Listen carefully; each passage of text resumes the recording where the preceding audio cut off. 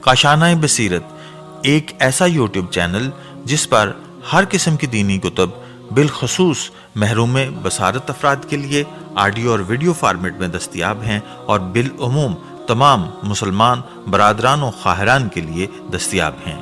اس لیے آپ سے گزارش ہے کہ بیل آئیکن کو پریس کر کے ہمارے اس چینل کو ضرور سبسکرائب کیجیے تاکہ آئندہ آنے والی ہر کتاب آپ کو بر وقت ملتی رہے۔ کاشانۂ بصیرت، کاشانۂ بصیرت، کاشانۂ بصیرت، کاشانۂ بصیرت۔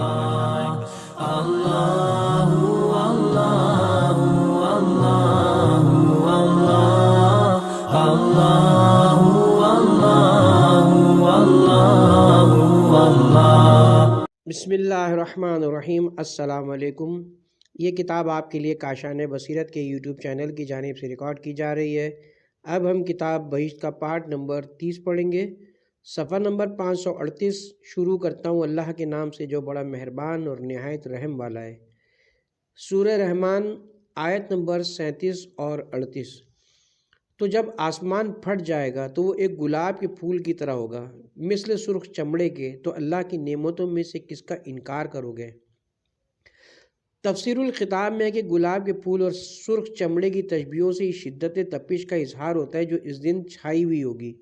عرب کے معیار فصاحت کے لحاظ سے تشبیہ میں کسی خاص پہلو سے بس شباہت کا لحاظ ہوتا تھا، اس کے علاوہ یہ دیکھنا نہیں ہوتا تھا کہ وہ شے جنس میں اس کے مماثل ہے یا نہیں، یا مرتبے میں اس سے اونچی چیز ہے یا نیچی۔ یہ سب مقام تشبیہ میں خارج از بحث باتیں ہوتی تھیں، جیسے امراء القیس نے اپنے ایک معیاری قصیدے میں جو مؤلفات میں سب سے مقدم ہے، ہرن کی مینگنیوں کی تشبیہ کالی مرچوں سے دی ہے، جو ہمارے اردو زبان کے ذوق کے بالکل خلاف ہے، مگر کسی ایک زبان میں دوسرے اہل زبان کے ذوق کا لحاظ غلط ہے، اس لیے پوری صورت کے لیے کبھی دو چیزوں سے تشبیہ دی جاتی تھی۔ چنانچہ یہاں بھی ایسا ہی ہے کہ آسمان کے شق ہونے کے بعد جو رنگت ہوگی، اس کے لیے ورد اور دہان کے دو الفاظ صرف کیے گئے ہیں۔ پہلے ورد، جس کے لغت کے لحاظ سے ایک معنی وہی ہے جو ہم نے ترجمے میں لکھے ہیں، وہ پھول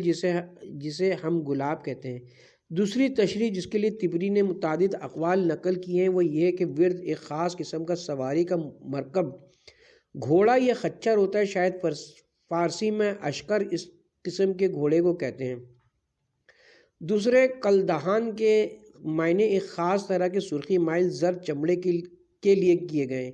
یہ عرب کے لحاظ سے اس کے رنگ کے ذہن میں لانے کا قوی ذریعہ ہے، اور دوسری تشریح یہ ہے کہ وہ تیل کے معنی والے میں سے ہیں، چونکہ تیل انڈیلنے کے بعد جو اس کا تلپٹ ہوتا ہے وہ اس رنگ کا ہوتا ہے، اس میں ایک چمکیلا پن بھی ہوتا ہے۔ ہم سمجھتے ہیں جب ورد کے لفظ میں رنگ کا اظہار ہو ہی گیا تو ایک تشبیہ میں اس اضافے سے مزید اس چمکیلے پن کا اظہار مقصود ہوگا اور دریافت حال کے لیے پوچھنے کی ضرورت نہ ہوگی۔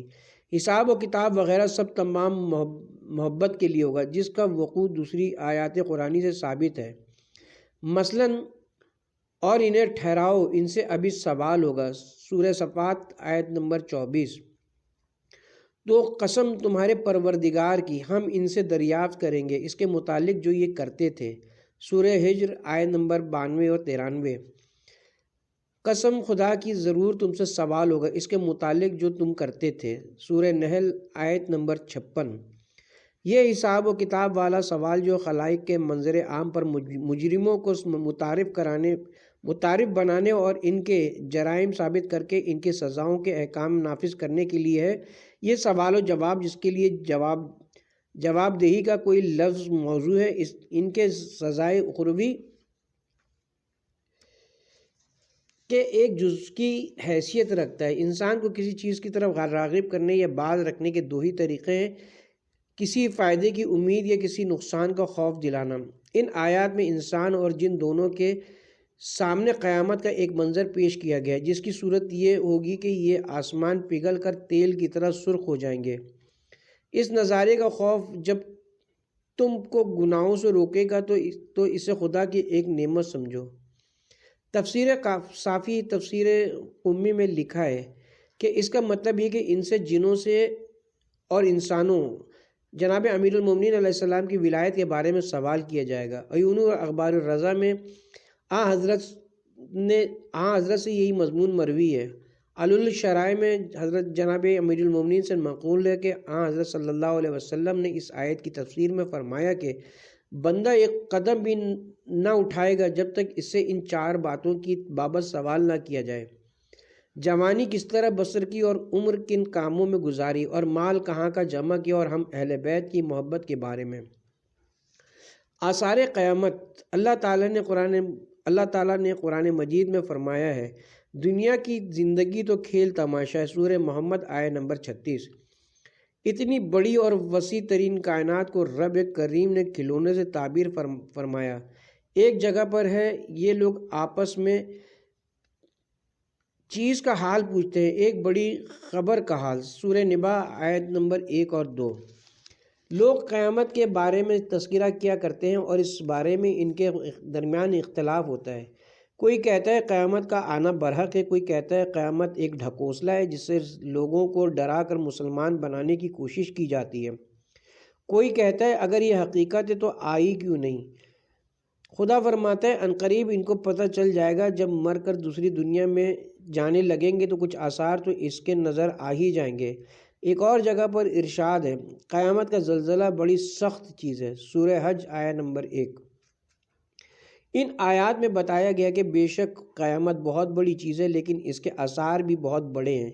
دوسرے لفظوں میں جب قیامت آئے گی تو اس کے جو آثار نمودار ہوں گے وہ بہت زیادہ خوفناک ہوں گے۔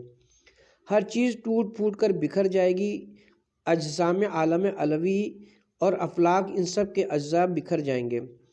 مشرکین مکہ جو قیامت کو بھولے پڑے تھے اور نبی کریم سے بطور تمسخر اس کے متعلق سوالات کرتے رہتے تھے، ان کو بتایا جا رہا ہے کہ وہ بڑا سخت خوف کا دن ہوگا جب پہلا سور پھونکا جائے گا اور زمین کے زلزلوں سے پہاڑوں کی چٹانیں کاغذ کے ٹکڑوں کی طرح زمین پر آ رہی ہوں گی۔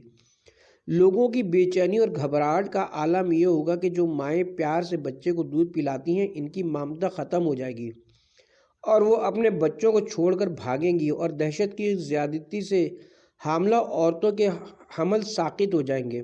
ہوش و حواس اس حد تک کم ہوں گے کہ یہ معلوم ہوتا ہوگا کہ لوگ نشے میں ہیں۔ جنہیں خود کو سنبھالنے کا بھی ہوش نہ ہوگا وہ نشے میں ہوں گے بلکہ از خود رفتہ ہوں گے۔ یہ بڑے سخت عذاب کا وقت ہوگا۔ جو لوگ یہاں شیطان مردود کے مرید بنے ہوئے ہیں اور جس طرف وہ لے جانا چاہتا ہے چل رہے ہیں، وہ اس دن ان کے کچھ بھی کام نہ آئے گا اور سیدھے جہنم رسید ہوں گے۔ خدا نے اپنی محبت ہر طرح سے اپنے بندوں پر خدا نے اپنی حجت ہر طرح سے اپنے بندوں پر تمام کر دی۔ نیکوکاروں کو جو نیک بدلہ ملے گا وہ بھی بتا دیا، بدکاروں کو جو سخت سے سخت سزا ملے گی اس کا نقشہ بھی پیش کر دیا۔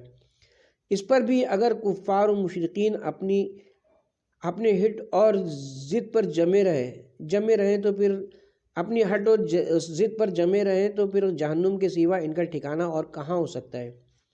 اور جب ستارے بے نشان ہو جائیں گے، سورج چاند کو تلاش کرے گا اور تمام ستارے پھٹ پڑیں گے۔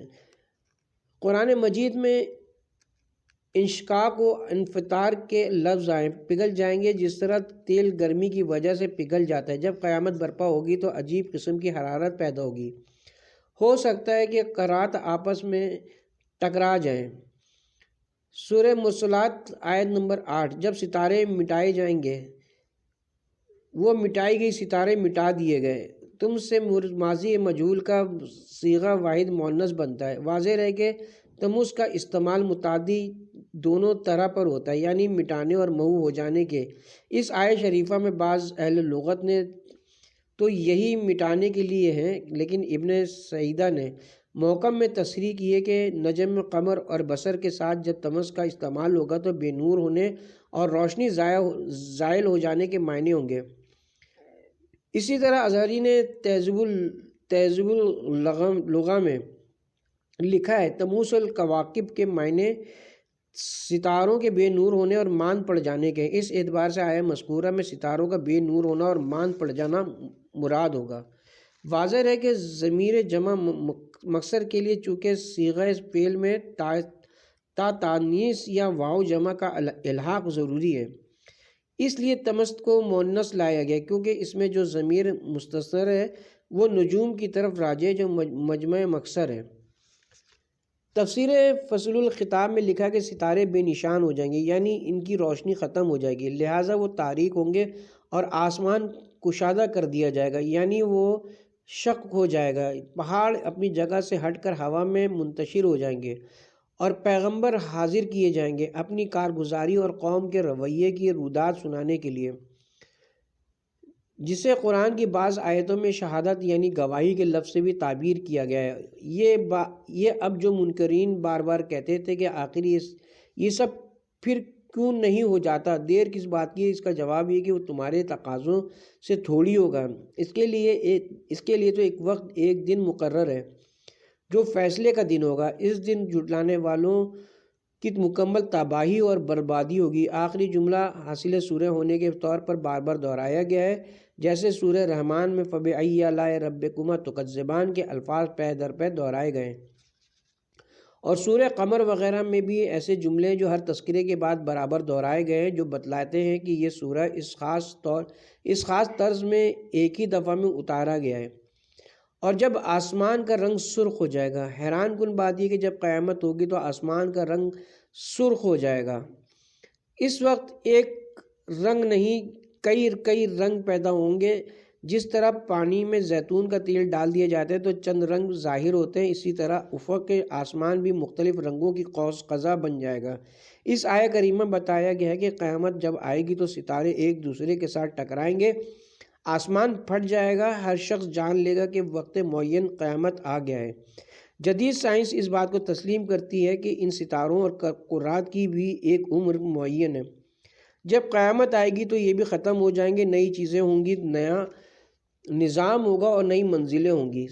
سورہ انفطار میں ارشاد ہے کہ جب آسمان شگافتہ ہو جائے گا اور جب ستارے منتشر ہو جائیں گے اور جب سمندروں کی تہیں پھاڑ دی جائیں گی اور جب قبریں کھول دی جائیں گی تو ہر شخص کو پتہ چلے گا کہ اس نے کس چیز کو آگے رکھا اور کسے پس پشت ڈال دیا، یعنی درمیان کے اجسام و اجرام سب ادھر ادھر بکھر جائیں گے اور نظام درہم برہم ہو جائے گا، جو اس کے بعد ستاروں کے منتشر ہونے سے تعبیر کیا گیا ہے۔ زمین کی اندرونی تہوں میں جو سمندروں کی نیچے کی تہہ کے بعد ہے، بہت گرم لاوا ہے، قیامت کی تباہی میں سمندر کی اندرونی تہیں شق ہو جائیں گی اور سب اس لاوے تک پہنچ جائیں گے، اور جیسا سورہ تکویر میں ہے کہ خود سمندروں میں آگ بھڑکنے لگے گی، اس کے بعد قبریں کھلیں گی اور مردے دوبارہ زندہ ہو کر حشر و نشر کے لیے اٹھیں گے، تب اعمال کا حساب و کتاب ہوگا۔ وہ گھوڑا جو موسم کے مطابق رنگ بدلتا ہے، تفسیر مجموع البیان اور دیگر تفاسیر میں وردہ سرزمین عرب میں گھوڑے کو بھی کہتے ہیں، اس نام کی ایک بستی بھی ہے۔ اس گھوڑے کی خصوصیت یہ کہ موسموں کے مطابق رنگ بدلتا ہے، کبھی سرخ، کبھی زرد، کبھی نیلا، رنگ بدلنے کی وجہ سے عربوں نے اس کا نام بھی وردہ رکھ دیا ہے۔ قیامت کے روز بھی آسمان رنگ بدلے گا، اس لیے اس کو بھی وردہ سے تعبیر کیا گیا ہے۔ تشریح: گھوڑے کا ذکر ہوا ہے، ہم چاہتے ہیں کہ اس باوفا اور بہترین جانور کے لیے بہترین جانور کے لیے کچھ مزید گزارشات قارئین کی خدمت میں پیش کریں۔ قرآن مجید میں متعدد مقامات پر گھوڑے کا ذکر ہوا ہے۔ ارشاد خداوندی ہے، وہ وقت یاد کرو جب سورج ڈھلے اور اس کے سامنے تیز رفتار گھوڑے پیش کیے گئے۔ سورہ صاد آیت نمبر 31۔ صفات: وہ گھوڑے جو 3 پاؤں پر کھڑے ہوں اور چوتھے پاؤں کے سم کو موڑ کر اس پر ٹیک لگائے ہوں۔ صفوان، جس کے معنی 3 پاؤں پر کھڑے ہو کر چوتھے کے کنارے سم پر ٹیک لگانے کے ہیں۔ اس میں فعل کا صیغہ جمع مؤنث صافیہ کی جمع۔ واضح رہے کہ جو گھوڑا اس طرح کھڑا ہوتا ہے وہ نہایت ہی فربا اور توانا ہوتا ہے۔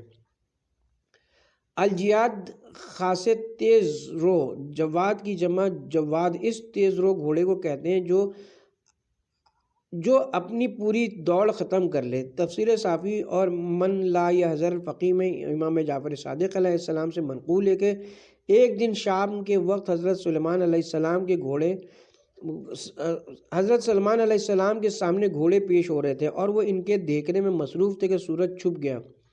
پس انہوں نے فرشتوں سے کہا کہ اس سورج کو ہمارے لیے لوٹا دو کہ ہم ٹھیک وقت پر نماز پڑھ لیں۔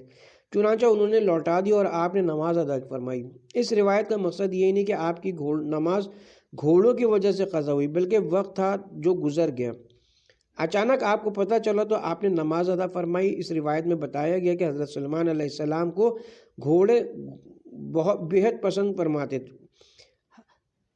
حضرت سلمان علیہ السلام گھوڑوں کو بہت پسند فرماتے تھے، گویا گھوڑے کو وفادار اور اصل جانور شمار کیا گیا۔ یہ وہ سواری جو معاشرے میں اپنے شاہ سواروں کی عزت و سربلندی کا باعث بنتی ہے۔ سورۃ العادیات کی پہلی اور دوسری آیت میں ارشاد خداوندی ہے کہ قسم ہے تیز دوڑنے والے ہانپتے ہوئے گھوڑوں کی، پھر پتھر پر سم مار کر چنگاریاں نکالنے والوں کی۔ تفسیر صافی اور تفسیر قمی میں لکھا ہے کہ اللہ تعالیٰ نے نمازیوں کے لیے ان گھوڑوں کی قسم کھائی ہے جو دوڑتے ہیں اور دوڑتے ہیں، ان کی سانس کی آوازیں نکلتی ہیں۔ چونکہ وہ ملک پتھریلا تھا اس لیے گھوڑوں کی ٹاپیں پڑنے سے چنگاریاں نکلتی ہیں۔ بے شک وقت اور زمانہ بدل چکا ہے، حیوانات کی سواریوں کی جگہ مشینری نے لے لی ہے، لیکن ان سواریوں کی اہمیت دنیا بھر میں آج بھی محسوس کی جا رہی ہے۔ ترقی یافتہ ممالک میں بھی اس جانور کی بھرپور حیثیت کو تسلیم کیا جاتا ہے۔ عرض کرنے کا مقصد یہ ہے کہ یہ جانور بے پناہ خوبیوں اور صلاحیتوں کا حامل ہے۔ یہ جہاں بہترین سواری ہے وہاں اپنے مالک کے لیے باعث زینت بھی ہے، اس لیے اس کو جائز مقاصد کے لیے استعمال کیا جائے۔ جو ان گھوڑوں کو استعمال کرنا کسی لحاظ سے جائز نہیں۔ ایک تو جوا کھیلنا حرام ہے، دوسرے گھوڑے پر ظلم کرنا بھی گناہ اور زیادتی کے زمرے میں آتا ہے۔ مترجم: آسمان کا رنگ بھی بدل جائے گا۔ کل دہان، اس سے مراد وہ سفید رنگ ہے جو سرخی مائل ہو، اور دھن کی جمع ہے، یعنی جس طرح تیل ایک دوسرے پر ڈالا جائے تو جو اس وقت اس کا رنگ ظاہر ہوتا ہے، آسمان کی رنگت اسی جیسی ہوگی۔ ارشاد خداوندی ہے: لوگ تم سے پہاڑوں کے متعلق پوچھتے ہیں کہ قیامت میں ان کا حشر کیا ہوگا۔ اے رسول تم کہہ دو کہ میرا پروردگار انہیں ریزہ ریزہ کر کے اڑا دے گا۔ سورہ طٰہٰ آیت نمبر 105۔ عزیزان گرامی، ذرا سوچے تو صحیح، جب پہاڑوں آسمانوں کی یہ حالت ہوگی تو بتائیے ہمارا کیا بنے گا۔ حضرت امیر المومنین علیہ السلام دعائے کمیل میں فرماتے ہیں: اور تیرے غصے کو نہ آسمان برداشت کر سکتے ہیں اور نہ زمین۔ اے میرے مولا، تو بھلا میری کیا حالت ہوگی، حالانکہ میں تیرا ایک کمزور، ذلیل، حقیر، مسکین اور عاجز بندہ ہوں۔ آسمانوں میں بھی روزی ہے اور خدا کا عذاب بھی۔ آسمان میں تمہاری روزی بھی ہے اور وہ بھی جو تم سے وعدہ وعید کیا جاتا ہے۔ شاہ ولی اللہ لکھتے ہیں کہ وجود خارجی سے پہلے عالم بالا میں رزق اور سزا وغیرہ سب کی صورتیں وجود میں آ جاتی تھیں۔ یہ افلاطون والا تصور ہے کہ آسمانوں میں مادے سے الگ ہر واقعے کی صورت وجود رکھتی جو اشراقین کے اثر سے صوفیہ میں مقبول ہوا۔ شاہ عبد القادر نے اس کا لباس ذرا بدلا ہے۔ وہ کہتے ہیں آنے والی جو بات ہے اس کا حکم آسمان سے اترتا ہے۔ جلالین نے ان دونوں فقروں کا مفہوم الگ الگ کر دیا ہے۔ سورہ زاریات آیت نمبر 22: آسمان میں تمہاری روزی ہے، اس کا تعلق مشاہدہ و احساس سے برقرار دیا ہے۔ اس طرح کے باران جو سبب ہوتا ہے نباتات کے رویدہ ہونے کا، جو رزق ہیں اور جو تم سے وعدہ وعید کیا جاتا ہے، اس کے تحت لکھا ہے۔ سورہ زاریات آیت نمبر 22: وہ آسمان میں تحریر ہے۔ ہمارے نزدیک سب سے زیادہ واضح یہ بات ہے کہ توزون کا لفظ وعید ہے، جس کے معنی خبر عذاب کے ہیں، اور مطلب یہ کہ آسمان ہی سے روزی بھی نازل ہوتی ہے جس سے تمہاری زندگی، اور آسمان سے ہی وہ عذاب بھی آتا ہے جو تباہی و بربادی کا سبب ہوتا ہے۔ خدا کا خوف رکھنے والوں کو کوئی خوف نہ ہوگا۔ روایت میں کہ جناب رسول خدا صلی اللہ علیہ وسلم مسجد میں داخل ہوئے، وہاں پر ایک نوجوان کو دیکھا جو نماز پڑھنے میں مشغول تھا اور دعائے قنوت میں یہ پڑھ رہا تھا کہ میرا کیا بنے گا جب آسمان شگافتہ ہو جائیں گے وہ مسلسل گریہ بھی کر رہا تھا، خدایا میں اس دن کہاں جاؤں گا، کیا کروں گا، میرا پرسان حال کون بنے گا؟ حضور پاک وہاں پر قدرے ٹھہر گئے اور اس سے فرمایا تیرے رونے کی وجہ سے ملائکہ بھی رو پڑے ہیں۔ خوف الہی بھی بہت بڑی نعمت ہے۔ جو شخص دنیا میں خدا سے زیادہ ڈرے گا وہ آخرت میں اتنا ہی محفوظ رہے گا، جو دنیا میں خدا کی وجہ سے زیادہ روئے گا آخرت میں اتنا ہی خوش رہے گا۔ چنانچہ اللہ تعالیٰ قرآن مجید میں ارشاد فرماتا ہے، افسوس تو ان لوگوں پر ہے کہ جن کے دل خدا کی یاد سے غافل ہو کر سخت ہو گئے۔ سورہ زمر آیت نمبر 22۔ اثر انگیزی کا یہ عالم ہے کہ 1000 بار پڑھو طبیعت نہیں اکتاتی، دل نہیں گھبراتا ہو۔ ہر بار عذاب کی آیت کو پڑھ کر بدن میں رونگٹے کھڑے ہو جاتے ہیں، سخت دلوں میں نرمی پیدا ہو جاتی ہے، خیالات نیکی کی طرف مائل ہوتے ہیں، خدا کے ذکر کی طرف توجہ ہو جاتی ہے۔ یہ ہیں خدا کی ہدایت کے واضح نشانات۔ تفسیر صافی اصول کافی میں حضرت امام جعفر صادق علیہ السلام سے منقول ہے کہ ہماری عنایت پرہیزگاری سے کرو، کیونکہ تم میں سے جو شخص خدا کے حضور میں پرہیزگاری سے جائے گا تو خدا کی طرف اسے بڑی کشائش ملے گی۔ حضرت امام جعفر صادق علیہ السلام سے منقول ہے کہ مومن دو قسم کے ہیں، ایک وہ جو اللہ تعالیٰ پر ایمان لایا ہو اور اس نے وہ کل شرطیں پوری کی جو اللہ تعالیٰ نے مومن کے لیے مقرر کی ہیں، بس وہ تو نبیوں، صدیقوں، شہداء اور صالحین کے ساتھ ہوگا، اور اس سے بہتر رفاقت کون سی ہو سکتی ہے؟ اور یہی وہ مومن ہے جس کو شفاعت کرنے کا حق حاصل ہوگا اور کسی کو اس کی شفاعت نہ کرنی پڑے گی، اور یہی وہ مومن ہے جس کو دنیا و آخرت کے خوف پیش نہ آئیں گے، اور یہ ایک مومن وہ ہے جس کے قدم پھسل جائیں گے۔ اس کی حالت زراعت کے ڈنٹھل جیسی ہوگی کہ جدھر ہوا نے جھکایا جھک گیا۔ یہ وہ ہے جسے دنیا میں بھی خوف پیش آئیں گے اور آخرت میں بھی اس کی شفاعت کی جائے گی۔ امام حسین نے دعا مانگی اور آسمان سے آواز آئی۔ کتاب مناقب میں ہے کہ ایک شخص نے حضرت امام حسین علیہ السلام کی خدمت میں عرض کیا کہ مولا آپ کا دل بہت نرم ہے، آپ خوف خدا میں ہر وقت گریہ فرماتے رہتے ہیں۔ آپ نے فرمایا کیا تمہیں پتہ نہیں کہ قیامت اہل خوف کے لیے ہے؟ فرشتے موت کے وقت مومن کو خوشخبری دیتے ہوئے کہتے ہیں کہ تمہاری تمام پریشانیاں ختم ہو گئی ہیں، کہ تمہیں وصال خدا نصیب ہو گیا ہے۔ حضرت انس سے روایت ہے کہ میں حضرت امام حسین علیہ السلام کے ہمراہ قبرستان بنی ہاشم میں آیا۔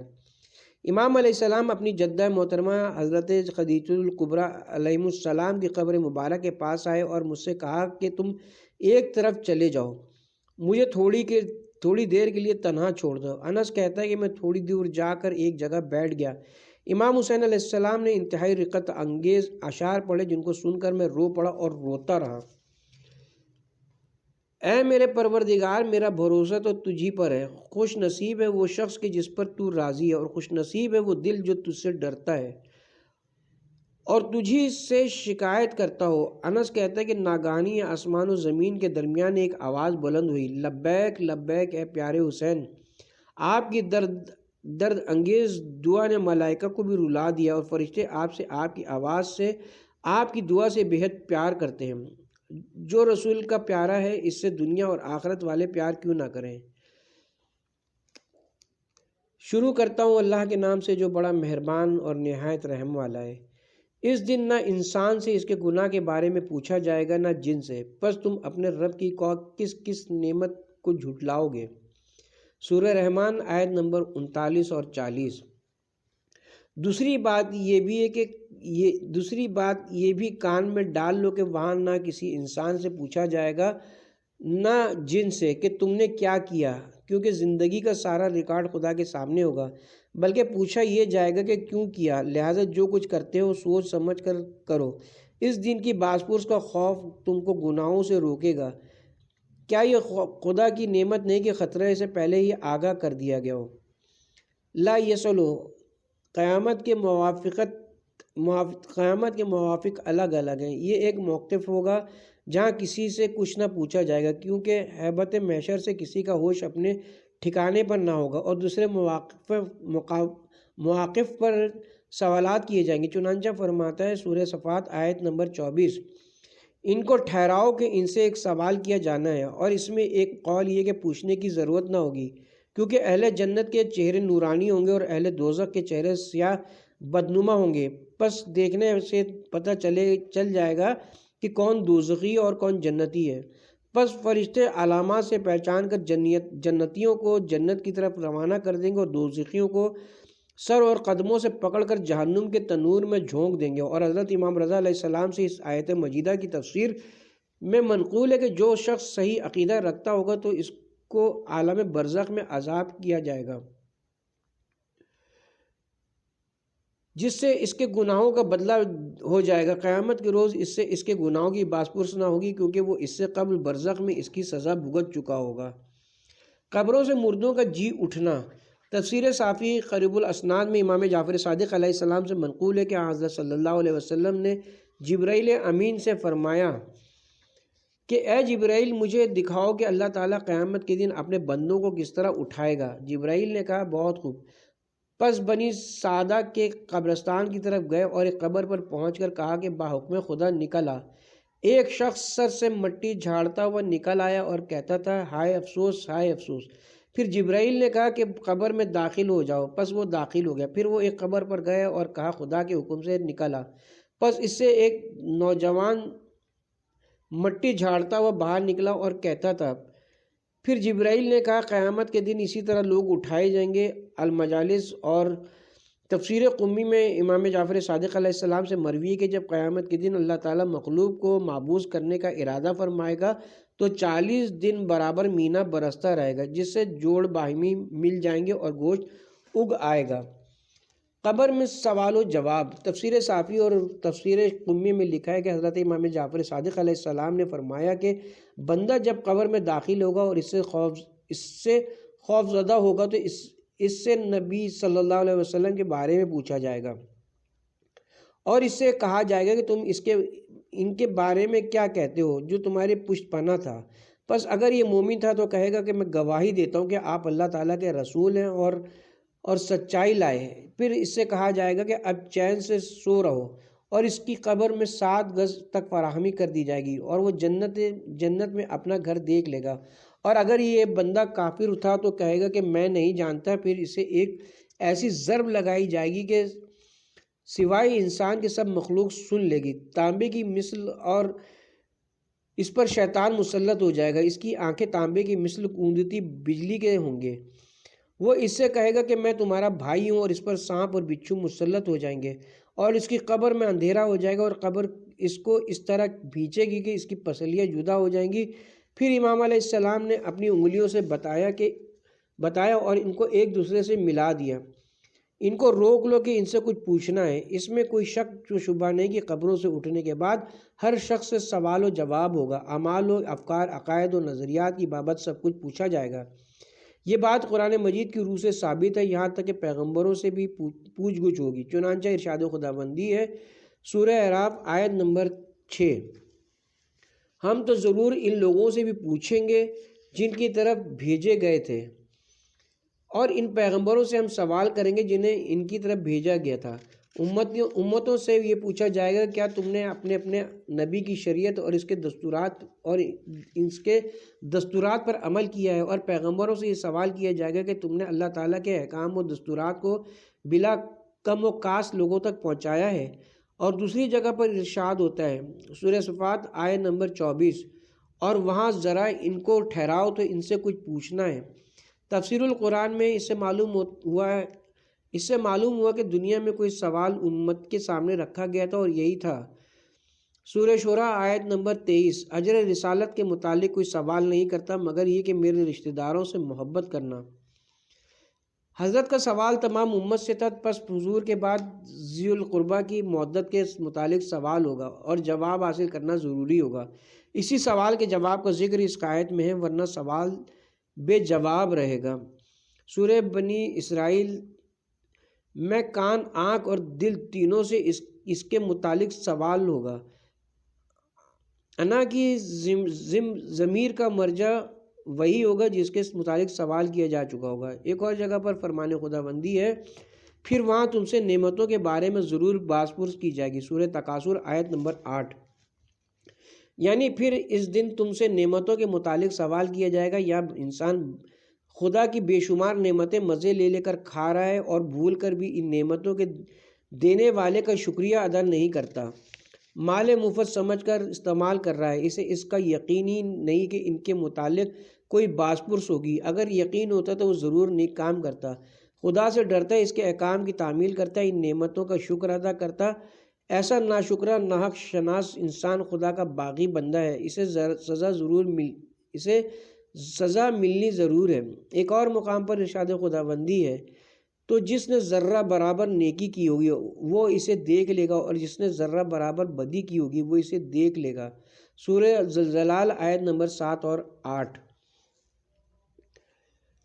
تفسیر الفصل الخطاب میں کہ بظاہر قبروں سے تو ایک ساتھ برآمد ہوں گے،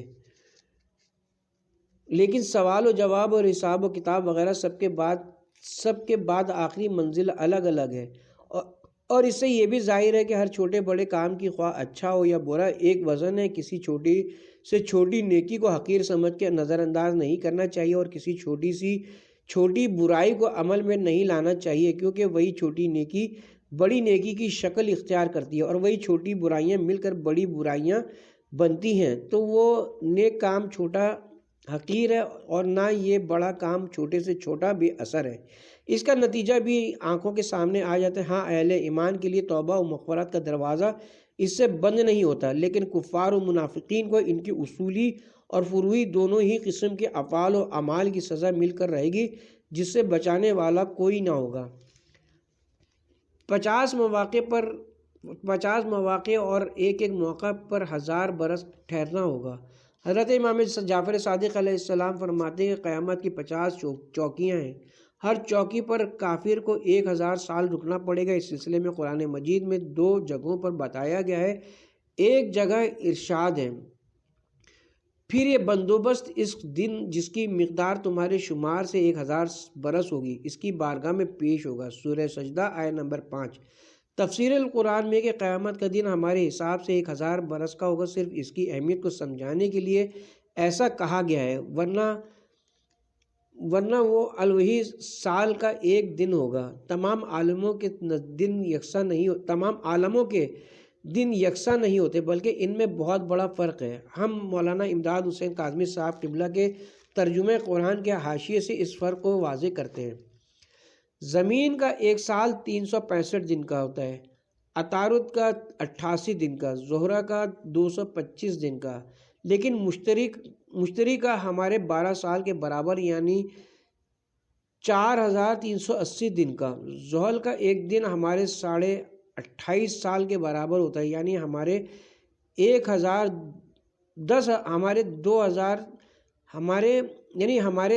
10,220 دن کے برابر۔ نیپچون کا سال 160 سال کے برابر یعنی 58,400 دن کے برابر۔ ہمیں سمجھانے کے لیے یہ بتایا گیا کہ جسے تم قیامت کا ایک دن سنتے ہو وہ تمہارے دنوں کے حساب سے 1000 سال کا ہوگا، 1000 دن نہیں بلکہ 1000 سال، اور اس طویل مدت میں ہر انسان کو اپنا حساب کتاب چکانا ہوگا۔ سمجھے کیا حال ہوگا وہاں ہم انسانوں کا اللہ تعالیٰ اپنا فضل و کرم فرمائے ہم بے چاروں پر۔ ایک اور مقام پر ارشاد خداوندی ہے، یہ ایک دن میں اتنی مسافت طے کرتے ہیں جس کا اندازہ 50,000 برس ہے۔ سورہ المعارج آیت نمبر 4۔ تفسیر صافی اور اصول کافی میں امام جعفر صادق علیہ السلام سے منقول ہے کہ قیامت میں ٹھہرنے کے 50 موقع ہیں، اور ایک موقع پر 1000 برس ٹھہرنا ہوگا۔ تفسیر مجموع البیان میں کہ کسی نے حضرت رسول خدا صلی اللہ علیہ وسلم سے پوچھا یہ دن کیسا لمبا معلوم ہوگا؟ فرمایا خدا کی قسم مومن کے لیے تو وہ اتنا چھوٹا ہوگا جتنی دیر میں 2 رکعت نماز پڑھتا ہو۔